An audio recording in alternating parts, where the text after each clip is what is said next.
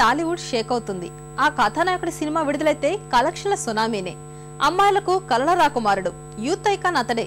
4 ఏళ్లకే నటనలో ఓనమాలు దిద్దుకున్నాడు. హీరోగా కెరీర్ లో ఎన్నో ఎత్తుపల్లాలు చవిచూసి యమదూకుడుతో బాక్సాఫీస్ బిజినెస్ మ్యాన్ గా మారిపోయాడు.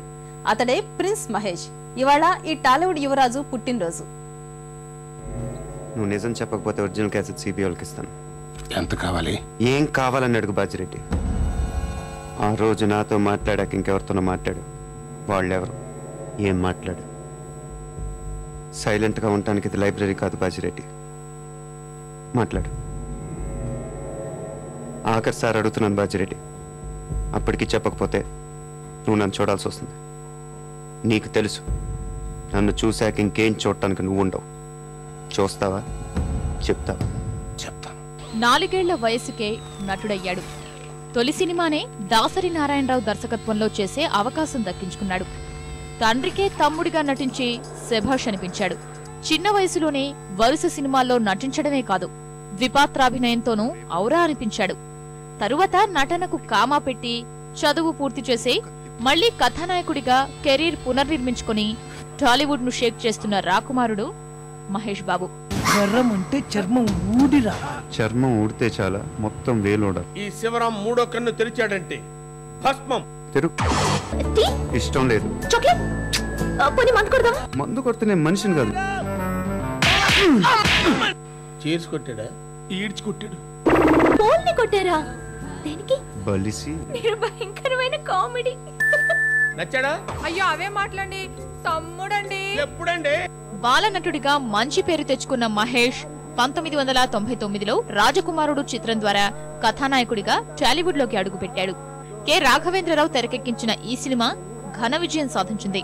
ఉత్తమ నూతన నటుడిగా నంది అవార్డు సైతం ఈ హీరోని వరించింది.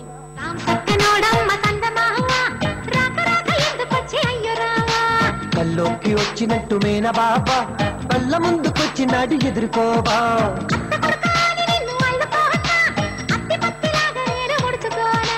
అత్తారు పన్నీరు అద్దుకోవే, ఆ మీద చిక్కినేలు అందుకోవే. రాజకుమారుడు తర్వాత మహేష్ పై అంచనాలు ఒక్కసారిగా పెరిగిపోయాయి. అనంతరం వచ్చిన యువరాజు, వంశీ ప్రేక్షకుల్ని ఆకట్టుకోలేకపోయాయి. నటుడిగా మాత్రం మంచి గుర్తింపు వచ్చింది. కెరీర్ లో సరైన బ్రేక్ కోసం ఎదురుచూస్తున్న ప్రిన్స్ కు కృష్ణవంశీ రూపొందించిన మురారి మంచి విజయాన్ని అందించింది. మహేష్ ను కుటుంబ ప్రేక్షకులకు చేరువ చేసింది.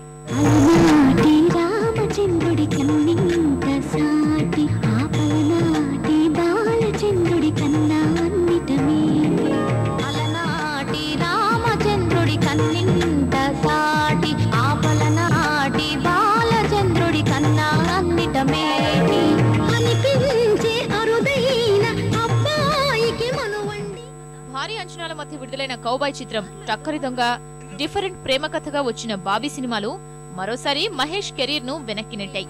సరైన విజయం కోసం ఎదురుచూస్తున్న సమయంలో గుణశేఖర్ తెరకెక్కించిన ఒక్కడు సంచలన విజయం సాధించింది.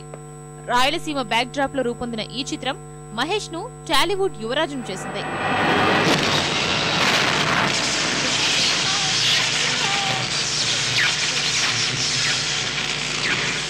ఒక్కడు తరువాత ప్రయోగాలపై దృష్టి పెట్టిన మహేష్ తేజ దర్శకత్వంలో నిజం ద్వారా ప్రేక్షకుల ముందుకొచ్చాడు. నటుడిగా అవార్డులు అందుకున్నా ఆర్థికంగా ఆకట్టుకోలేకపోయింది.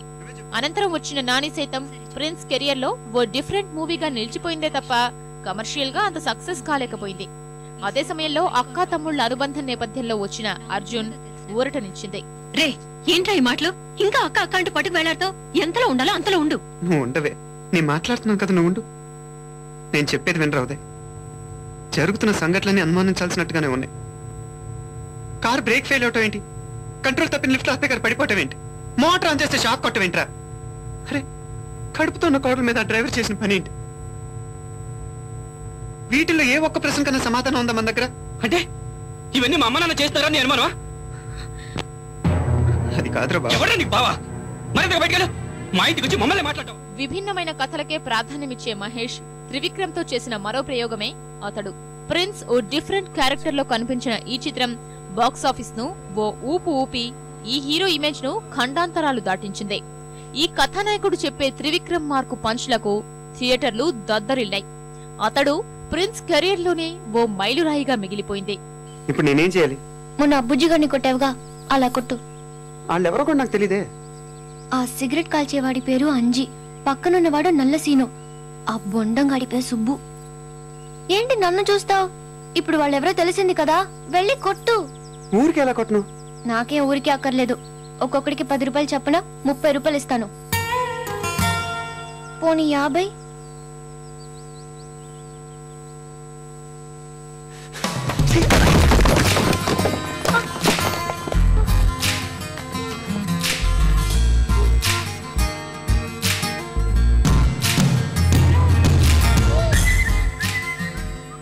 అతడు లాంటి బ్లాక్ బస్టర్ హిట్ తరువాత మహేష్ నటించిన పోకిరి సంచలన విజయం సాధించింది.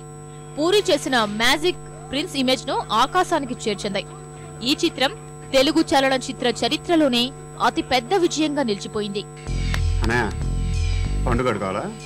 అవును. ఎవడు కొడితే దిమ్మ తిరిగి మైండ్ బ్లాక్ అయిపోద్దో ఆడే పండుగ. నేనే. ఏంటి?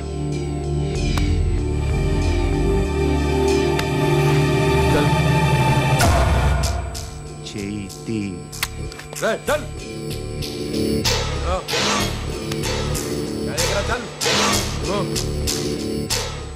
2 వరుస భారీ హిట్ల తరువాత మహేష్ సినిమాలపై అంచనాలు మరింత పెరిగిపోయాయి.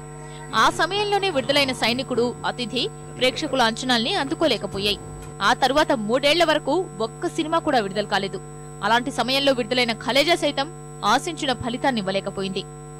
2000 మందికి పైగా సహాయం కోసం అర్థిస్తుంటే కనీసం 100 మందికి కూడా సరిపడిన అన్నం ప్యాకెట్లు కుక్కలకి ఇసిరినట్టు ఇసిరితే ఆ తొక్కిస్లాట్లో చనిపోయిన 20 మందిలో వీడు ఒకడు. ముత్యాల వీర వెంకట వరప్రసాద్. నిద్రలో లేపడిగినా కుక్క తిప్పుకోకుండా సుమతి శతకాన్ని అప్పచెప్పగలడు. చదివేది 3వ తరగతి.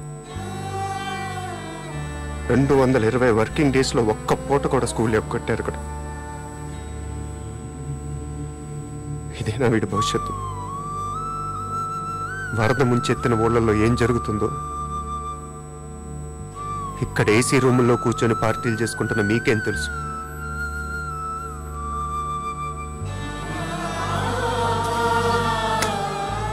ఆకాశంలో ఎగురుతూ కిందకు చూస్తే అంతా పచ్చగానే కనిపిస్తుంది. దిగి నేల మీద నడిస్తే ఇలాంటి నిజాలు బయటపడతాయి. ప్రయోగాలకు పెద్దపీట వేసే మహేష్ చేసిన వినూత్న ప్రయత్నమే దూకుడు. శ్రీను వైట్ల దర్శకత్వంలో వచ్చిన ఈ కామెడీ ఎంటర్టైనర్ రికార్డుల మోత మోగించింది. ఈ చిత్రం ఈ హీరోకి విదేశాల్లో తిరుగులేని ఇమేజ్ ను తెచ్చిపెట్టింది. ఈ సినిమా సృష్టించిన రికార్డులు ఇప్పటికీ చెక్కు చెదరలేదు.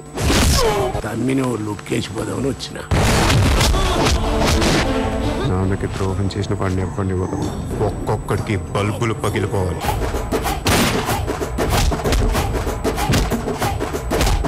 కళ్ళున్నోడు ముందు మాత్రమే చూస్తాడు, దిమాకున్నోడు దునియా మొత్తం చూస్తాడు.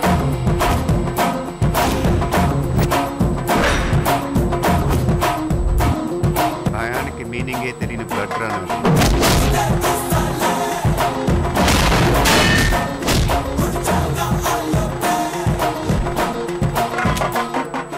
పూరి జగన్నాథ్ తెరకెక్కించిన బిజినెస్ మ్యాన్ మహేష్ ను టాలీవుడ్ లో తిరుగులేని కథానాయకుడిని చేసింది. పూరి పంచ్లు ప్రిన్స్ నోట డైనమైట్లలా పేలి బాక్సాఫీస్ వద్ద భూకంపం సృష్టించాయి. ఈ కథానాయకుడి 1 మ్యాన్ షోగా నడిచింది చిత్రం. ఈ సినిమా తర్వాతే మహేష్ సినిమాల వేగం మారిపోయింది. ఈ కథానాయకుడిని వరుస సినిమాలు చేసే నిర్ణయం తీసుకునేలా చేసింది. నీకు నీకు స్పీడ్ ఎక్కువ, కొంచెం తగ్గింది. మొత్తం ముంబై కొనాయి. మనందరం క్రిమినల్స్ రా, క్రైమ్ చేసుకునే బతకాలి మనం. వాడు క్రైమ్స్ ని చాలా జాగ్రత్తగా ఆర్గనైజ్ చేస్తున్నాడు. ఈసారి నేను ముంబైకి మేయర్